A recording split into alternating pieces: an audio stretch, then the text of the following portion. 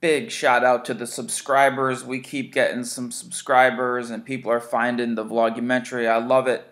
So I'm just dropping a quick special on your RPSP or SPRP, however you want it, for my points leaguers out there, because we don't want to deal with closers. They're suspect. They'll blow saves, and the starting pitcher in your relieving spot really gives you a premium advantage over other people in the league. So my other point, and what I found in leagues where they started to see the advantage of having a starter in that relief spot, they just kept going up higher and higher in drafts. It was like who was going to pop it first, who was going to pop it first. So you got to know your league. You got to know when these guys become valuable. As soon as hitters get a little murky or you see the first closer go, it's probably time to get one of these guys. Again, in auction leagues, regular Yahoo free auctions, the SPRP is not going to be that important because you can play guys in either spot. There's not really a specific advantage. It's more of a points league thing. But let's go. Let me touch on some of these guys. There's a pretty good batch of SPRPs this year. A lot of them are on the Dodgers because of the way the Dodgers handle their staff. They keep moving guys around and shuffling them. The number one guy I'm finding here is probably Colin McHugh. He's on the Houston Astros. The Astros are very aggressive and forward with their metrics and how they have their pitchers make adjustments and use their stuff. McHugh has flashed some seasons of decent Ks. He's sitting 92.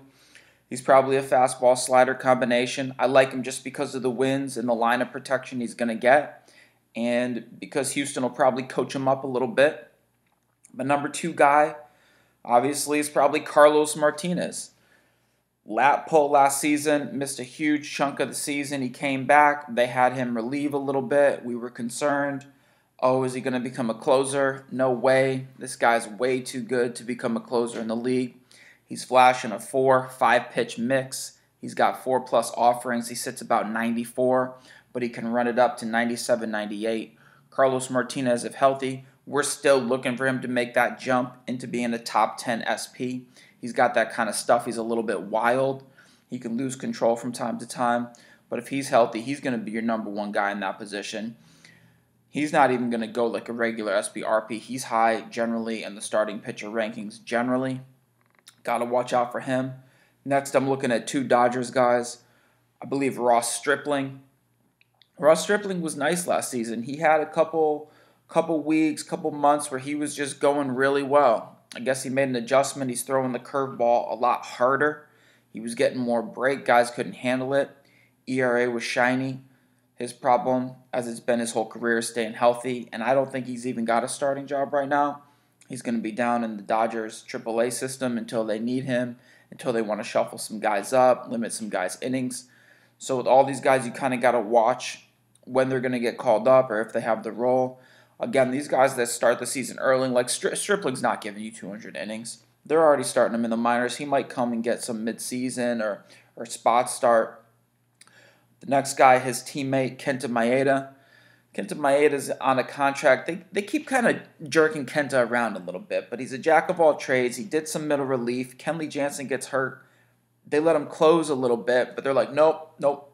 We want Kenta to start again this year, so he looks like he's in the rotation. He's 92 with the fastball. A little slow for me. He's going to get touched up from time to time, but I've liked him since he's come across from the international play. I'll give Kenta Maeda a shot. He's going to be decent. He's going to get that run protection. I'm looking at, I believe it's Ryan Yarbrough. He's working like a slider and a cutter. He's over in Tampa Bay. He's interesting. I mean, I don't love him. He's not showing me anything in particular. The fastball's not that hard. It's just a guy to think of if he does get starts for Tampa Bay. I'm always a little concerned with what they're going to do because they like to go to that format where they use the opener. It's like a closer in the first inning. So Tampa Bay can be a little bit funny. Maybe they give Yarbrough regular starts, put him in line for the win. You know, when they do that opener thing, nobody's really going to get the win because they're not going for the innings. They're not getting the proper innings to be qualified for the win. So that's a little bit funky. The next guy who I really like, Tyler Glasnow. If you're looking for someone to go a little bit late and to maybe blow up, Glasnow has been really, really nasty in the minors. He's like 6'7" or 6'8", but then when he comes up to the league, he gets mashed around. So he's like tipping his pitches, or maybe the big lights, but they brought him into Tampa Bay. That's a nice landing spot for him. He's plus velo, 95 with the hard stuff. So if he just relies on that, works some of that off speed, it's a 4-pitch mix. He can keep guys off balance. I like Glasnow a lot. You could go to, I believe it's Anthony or Antonio Senzatella. He's at Colorado. He's throwing hard. He's throwing 94, 95. He's going to need that to live in Colorado. The park's probably the biggest problem for him. No real special pitch mix, but he's going to be reliever eligibility in most leagues. You got to check that out, getting a starting job. We got Brandon Woodruff. I like the velo that he's throwing. I think he's sitting 94, 95, so he's throwing hard. The fastball gets touched up a lot, so even though he's throwing fast, straight fastballs will get hit. You need fastballs with movement in the league. So his fastball's down, but his off-speed is, I believe, his slider, it works.